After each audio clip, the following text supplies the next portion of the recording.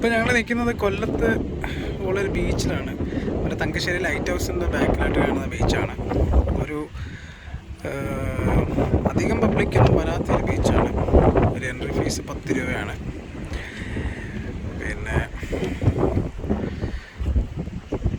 ഇവിടെ നിന്ന് ഇങ്ങോട്ട് കാണുന്നത് ഇത് സീവേ ആണ്. ഇവിടുന്ന് കുറച്ചങ്ങോട്ട് പോയാൽ നമുക്ക് കടലിൻ്റെ അപ്പുറം ഇപ്പുറമുള്ള സ്ഥലങ്ങൾ, അല്ല അപ്പുറം ഇപ്പുറം കടലാണ്, നടുക്കൂടെ നമുക്ക് ഇങ്ങോട്ട് പോകാൻ സാധിക്കുന്നതാണ്. പക്ഷേ ഇപ്പോൾ അത് ഗേറ്റടച്ചിട്ടേക്കുമാണ്.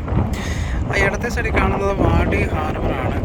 ആ സൈഡിൽ കാണുന്നത് ഇവിടെയാണ് മീനും മത്സ്യബന്ധനത്തിന് പോകുന്ന ബോട്ടുകളൊക്കെ അടയ്ക്കുന്ന ഈ ഭാഗത്താണ്. വളരെ മനോഹരമായിട്ടുള്ളൊരു സ്ഥലമാണ്.